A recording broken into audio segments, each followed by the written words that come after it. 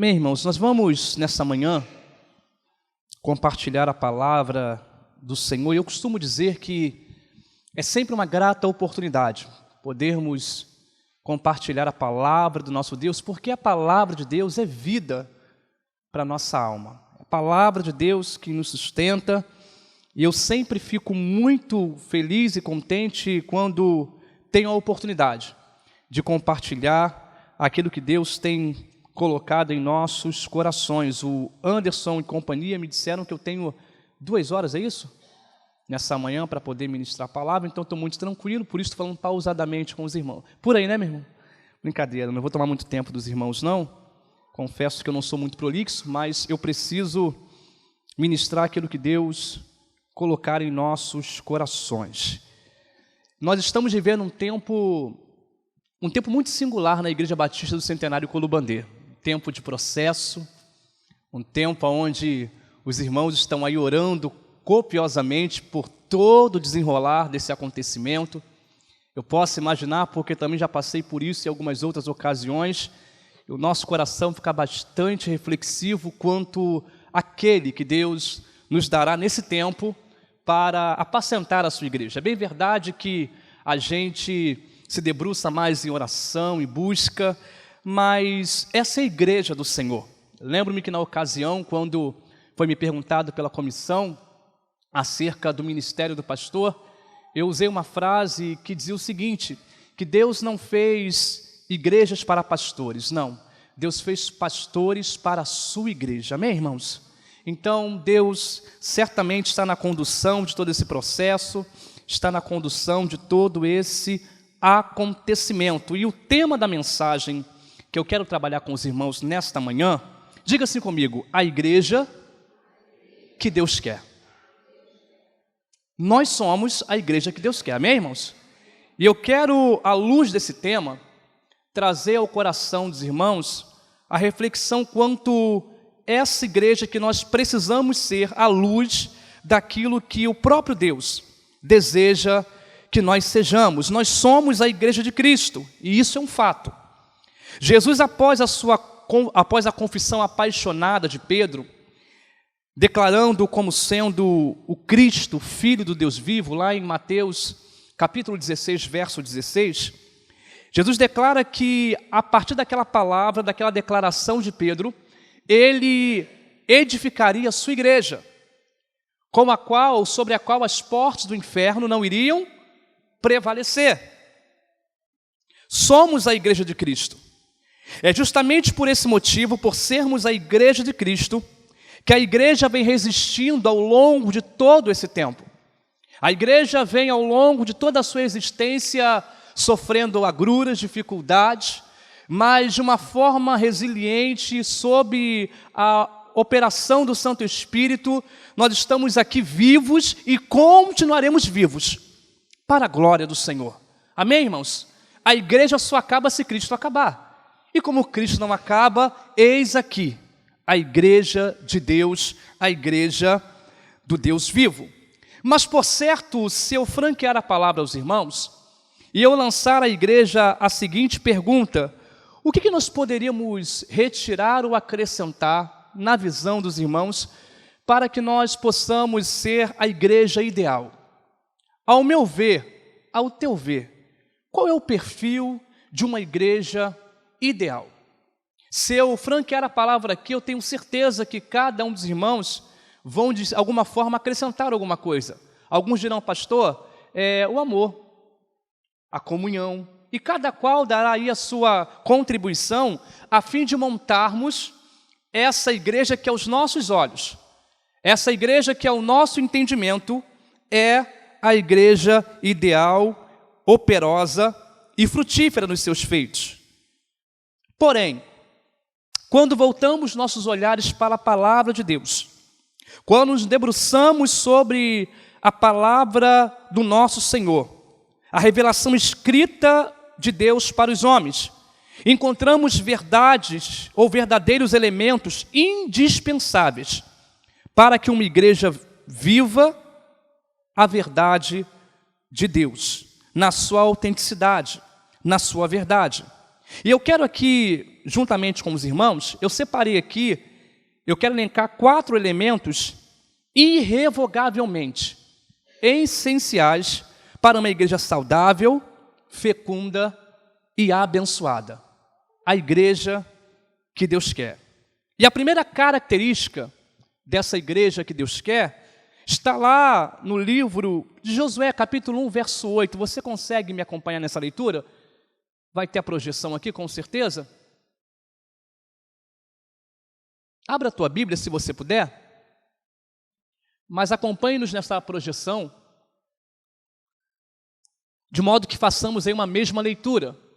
Eu quero ler junto com a igreja, é possível, irmãos? Está aqui a projeção para os irmãos, Josué capítulo 1, verso de número 8. Podemos no 3? 1, 3. Não se aparte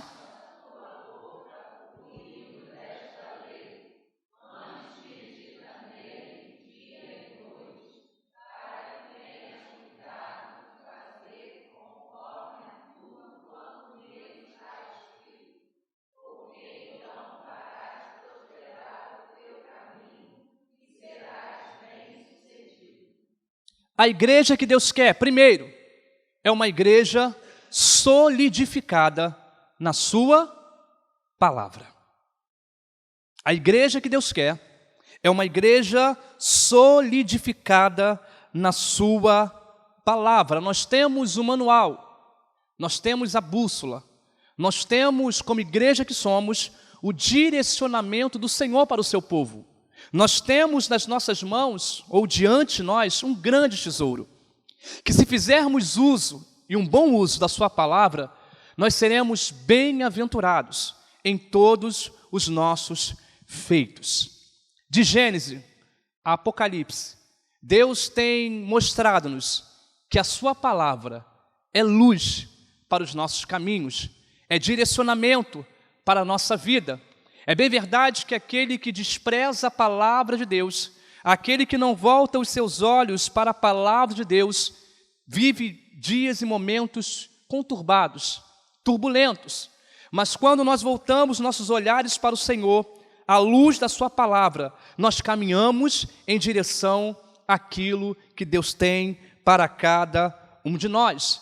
Billy Graham, ou atribui-se a Billy Graham, a fala dizendo o seguinte: a Bíblia é mais atual do que qualquer jornal de amanhã. A Bíblia é o livro onde você lê, e eu não sei se você já teve essa experiência, mas eu já tive muitas vezes, de ler alguns versículos e parece que alguém escreveu agora pela manhã essas palavras para a gente. Ela é vida para a nossa vida, ela é ânimo para a nossa alma. A Bíblia, sendo lida sob a orientação do Santo Espírito, essas letras grafadas, elas saltam para dentro do nosso coração e nos traz um ânimo sobrenatural, alegria, paz, contentamento, gozo no Espírito. Moody vai dizer que a Bíblia não nos foi dada para aumentar o nosso conhecimento, mas para mudar as nossas vidas.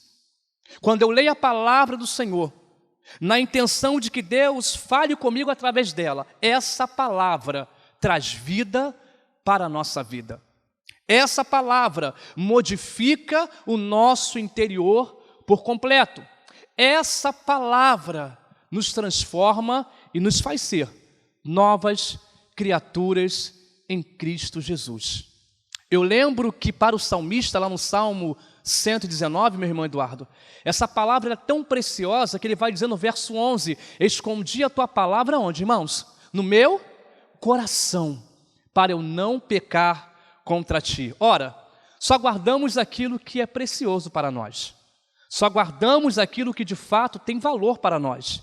A Bíblia precisa ser para o cristão e para a sua igreja, para a igreja de Deus, algo de valor precioso, que nós não podemos desprezar.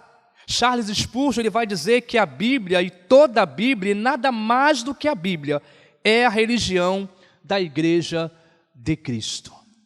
Portanto, um cristão, um servo, uma igreja que anda, que caminha em paralelo com a palavra de Deus, ela é tudo, menos a igreja de Cristo. Nós amamos a palavra de Deus, amém, irmãos? Eu lembro-me que quando pequeno, nas EBFs, nós tínhamos aquela canção que dizia: Bíblia é meu livro companheiro. Meu livro companheiro é a palavra de Deus. Desde a minha tenra idade, eu aprendi a amar a palavra de Deus. E por muitos momentos, sustentado por essa palavra, os meus pés não tropeçaram e eu não cedi à queda.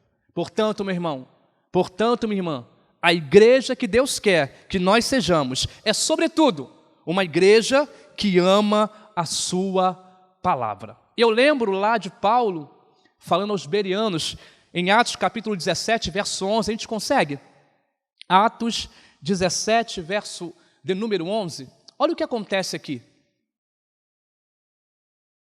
Tamanha importância da palavra de Deus para as nossas vidas. 1, 2, 3. Ora, estas foram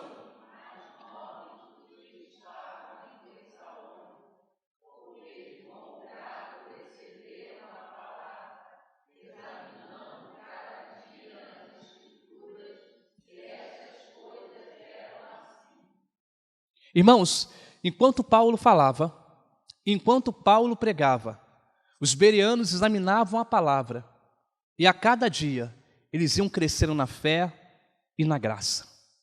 Não despreze a palavra, ame a palavra.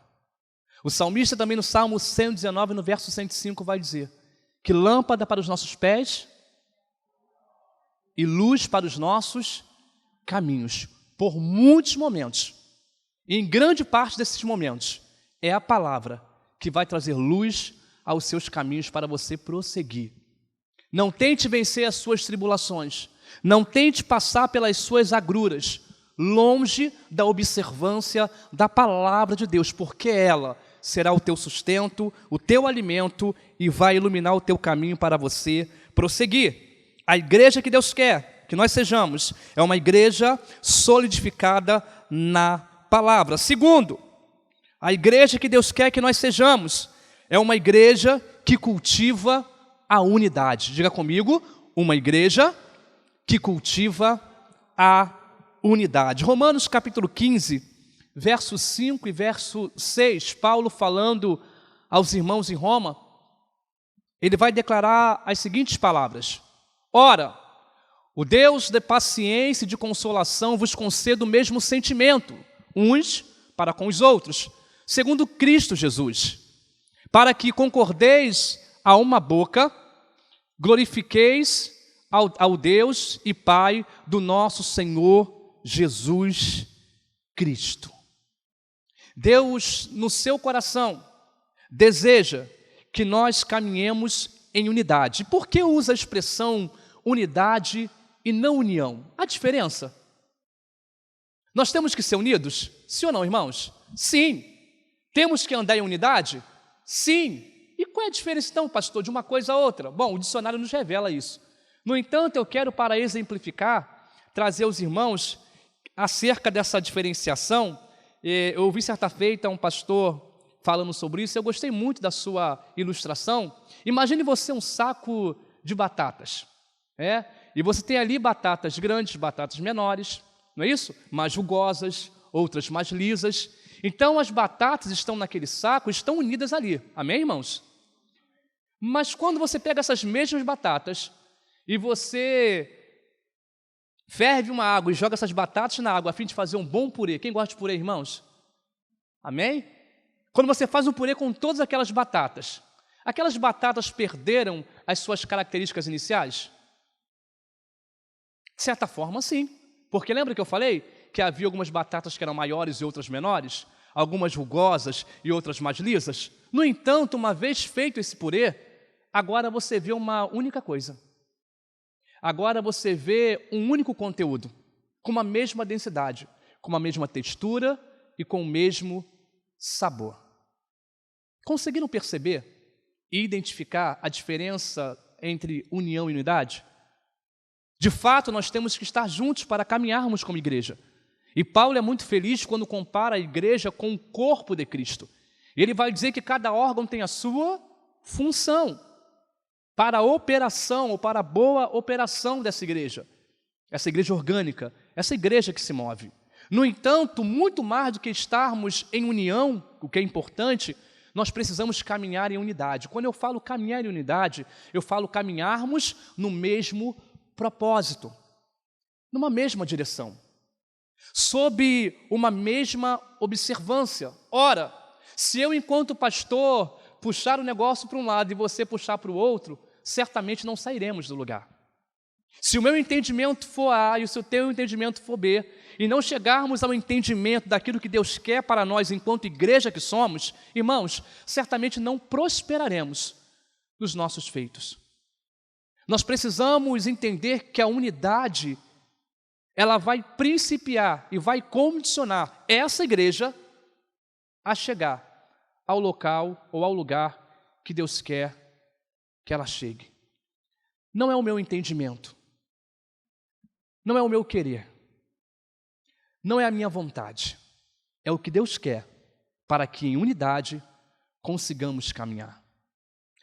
Se nós pudéssemos pintar essa parede com uma cor azul, seria muito melhor. Aí outro vai dizer, mas eu prefiro vermelho. Outro vai dizer, eu prefiro branco. Outro, porém, dirá, eu prefiro preto. Vai virar uma aquarela, irmãos. E não chegaremos a uma unidade. Mas quando nós estamos caminhando com Cristo, o meu entendimento vai se assemelhar ao seu entendimento e ao entendimento do outro, de modo que quando olharem para nós, vão ver um único purê, uma única igreja, seguindo numa mesma direção e no mesmo propósito. O mesmo apóstolo Paulo vai dizer lá em Efésios capítulo 4, verso 4 ao verso 6. Efésios capítulo 4, do verso 4 ao verso de número 6.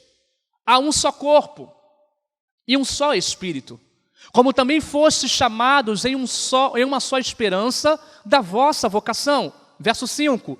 Um só Senhor, uma só fé, um só batismo. Verso 6, toda a igreja.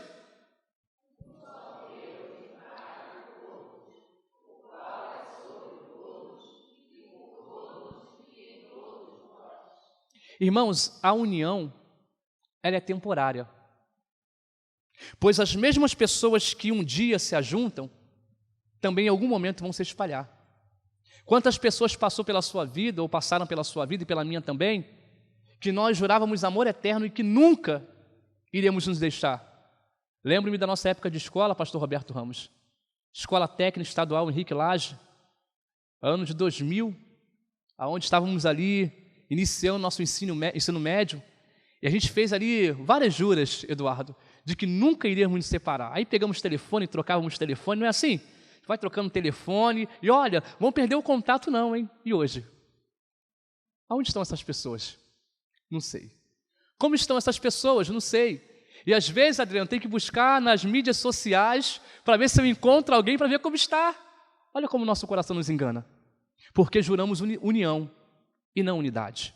Unidade é estar junto a despeito de. Unidade não diz respeito a tempo, a momento, a circunstância.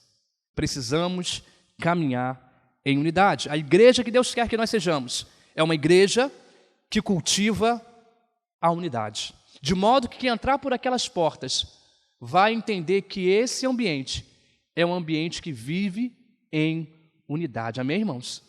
Ninguém prevalecerá contra você e nem contra mim, porque ao tentar prevalecer contra um daqueles que aqui estão, a unidade fará diferença e juntos nós venceremos toda e qualquer dificuldade em Cristo Jesus.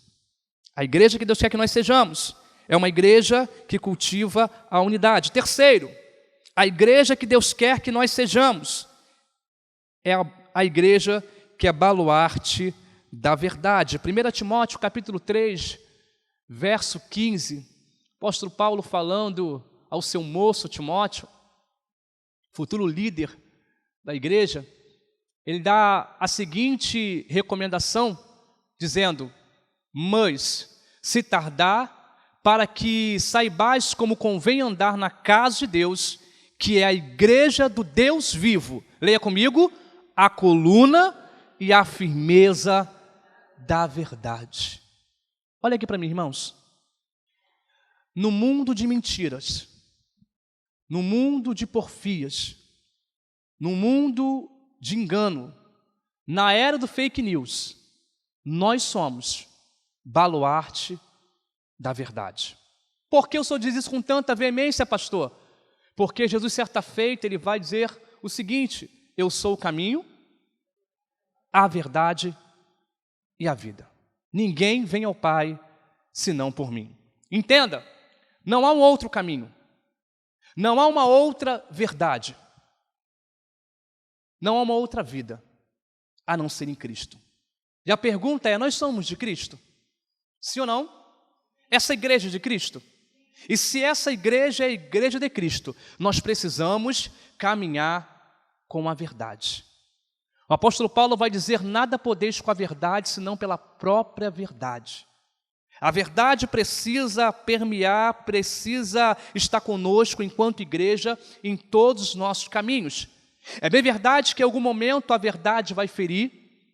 É bem verdade que em algum momento a verdade pode trazer algum tipo de desconforto. Mas, irmãos, olha aqui para mim. A verdade sempre será a verdade. E quando a verdade de Cristo deixar de ser o nosso condutor nessa caminhada enquanto igreja que somos, nos perderemos como igreja. Nós cantamos, eu sou um com você no amor do nosso Pai. Somos um no amor de Jesus. Nós como igreja que somos, nós celebramos a ceia e no momento do cálice, do pão, nós celebramos a comunhão existente nesse corpo chamado corpo de Cristo. No entanto, se essa verdade expressa na ceia, no apertar da mão, no abraço, se não for genuíno, se não for do coração, se não for a verdade expressa aqui, do meu coração enquanto pastor, para o teu coração enquanto igreja, perdemos o sentido, perdemos o tino, perdemos a direção. Precisamos andar com a verdade. Os antigos falam que quem fala a verdade não merece castigo. Eu sei que a minha mãe pregou isso para mim. E a sua pregou isso para você também. Ande com a verdade. Ame a verdade. Porque se você ama a verdade, você ama Cristo. E quem não anda com a verdade, pastor? Quem não anda com a verdade é filho do pai da mentira. E você sabe quem é. Portanto, abraça a verdade. Pastor, a minha verdade? Não, porque a minha verdade é conveniente para mim. Vai ter momentos em que você vai precisar usar a verdade não ao seu favor, mas a favor do reino de Deus. E ainda que não seja aquilo que para você é o ideal, ande com a verdade, ande com Cristo, caminhe com Cristo. Lá em Provérbios 12, 22, ainda sobre a verdade, o texto nos diz assim, Provérbios, capítulo 12, verso 22. Os lábios mentirosos são o quê, irmãos? Abomináveis ao Senhor, mas os que agem fielmente são o seu deleite. Ainda em Provérbios, capítulo 6, verso 16 ao 19, quero ler com os irmãos também. O texto diz assim, estas 6 coisas o Senhor odeia, e a 7ª a sua alma abomina. 17 a igreja.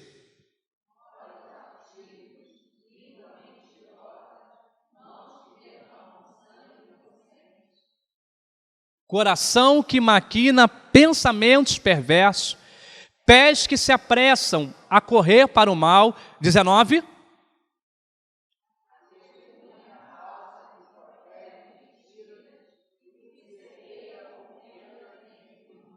Irmãos, olha aqui para mim.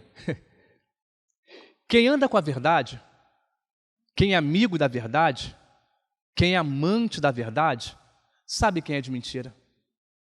Sabe quem se aproxima com palavras doces e açucaradas, tão somente para, de alguma forma, obter algum tipo de vantagem?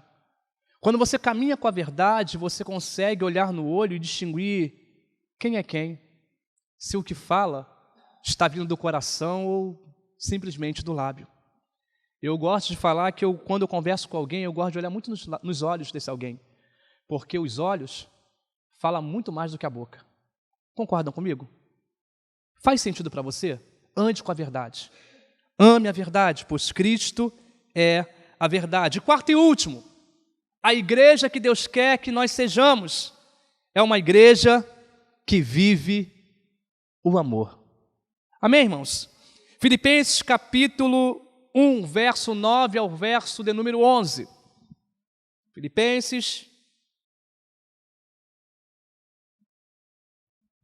capítulo 1, do verso 9 ao verso de número 11. Eu vou ler o primeiro, a igreja o segundo, e vamos até o verso de número 11. E peço isto, Paulo falando à igreja em Filipo, que o vosso amor cresça ainda mais, e mais em ciência e em todo conhecimento.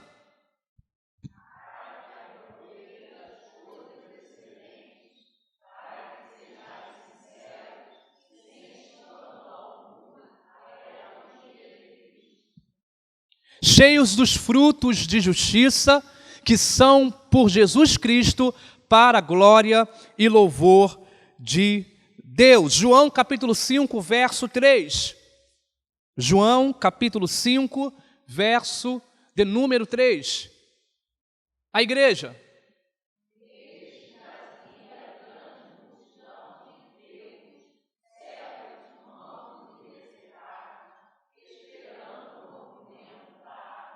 Primeira Pedro, para terminar, capítulo 4, verso 8. Primeira epístola de Pedro, 4, verso 8. Podemos? 1, 2, 3.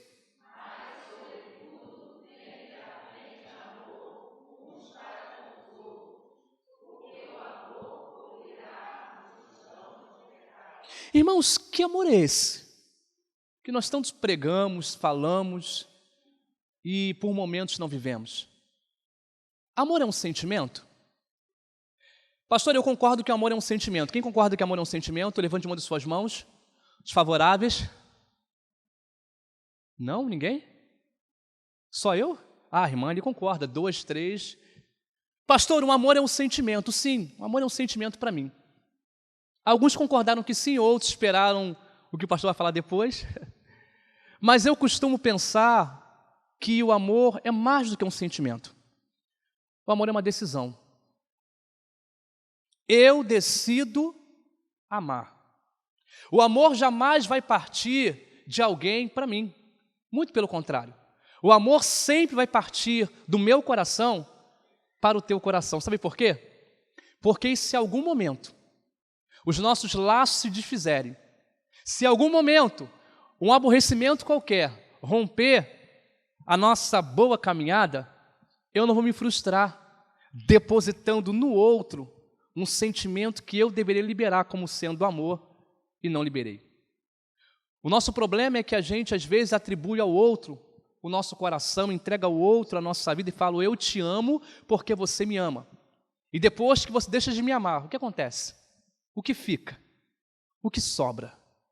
O amor que Deus quer que nós tenhamos uns pelos outros é o amor que vai nascer de mim para o todo, vai partir de mim para vocês. E a despeito de quem me amar aqui nesse grupo ou não, eu os amo no amor de Cristo Jesus.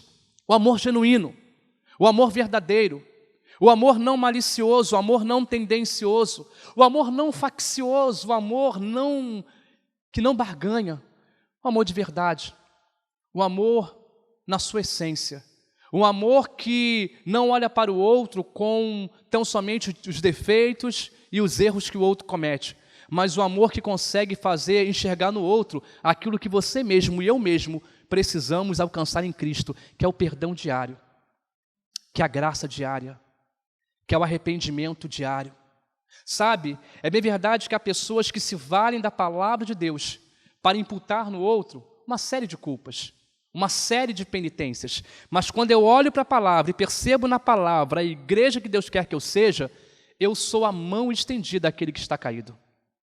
Eu sou o abraço àquele que está necessitado. Eu sou o abrigo àquele que está enfrentando nos seus dias de temporal. É tão verdade que o Provérbios, Salomão vai dizer que é bom serem dois do que um, porque quando um sentir frio, o outro vai aquecer, não é isso? Quando um tiver caído, o outro é a mão que vai levantar para juntos prosseguirem. É melhor serem dois, porque tem melhor paga no seu trabalho. E você só consegue perceber isso quando chega a tua vez. Você só consegue perceber o valor de andarmos em amor quando os seus dias tenebrosos acontecem, quando o céu parece estar de bronze sobre você e você recebe um WhatsApp, uma ligação, uma visita de alguém que fala: irmão, eu vim orar por você. Eu vim conversar com você. O Senhor moveu o meu coração para vir até você e juntos orarmos ao Senhor. É tão gostoso quando isso acontece, irmãos. É tão gostoso quando somos cuidados por Deus, através de Deus, por alguém em oração. É tão bom quando recebemos um abraço caloroso e aquele abraço parece que nos reenergiza e nos traz vida às nossas entranhas. É bom, não é, irmãos? É tão bom quando no olhar você percebe o amor, o carinho, o afeto, sem nada dizer, sem nada falar, num simples olhar. Você percebe o amor do coração do outro alcançando o teu coração e irrigando aquela terra que outrora estava seca e agora começa, através do amor, frutificar. Viva o amor. Nós precisamos andar em amor. A Bíblia diz que Deus é amor. E se não tivermos aí o amor, irmãos, permeando toda a nossa caminhada, nos enfraqueceremos. Criaremos facções. Nos dividiremos enquanto igreja. E uma igreja, um reino subdividido, ou melhor, dividido, ele não subsiste, não prevalece. Igreja Batista Centenário do Colubandê. Nós somos a igreja que Deus quer que nós sejamos.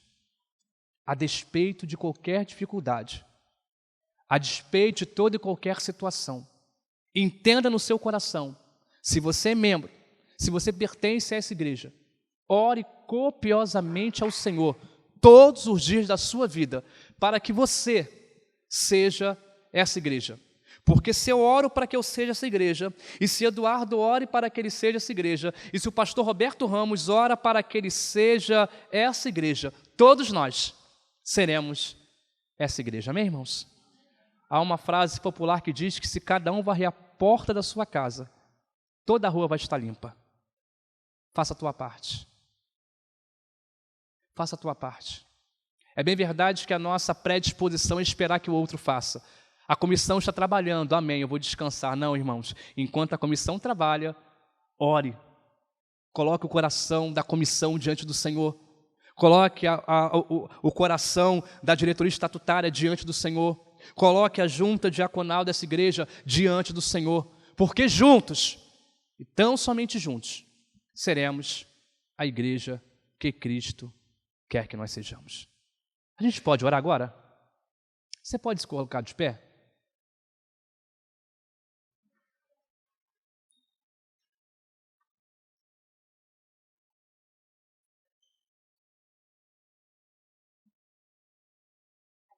Você pode declarar assim comigo, dizendo: eu sou.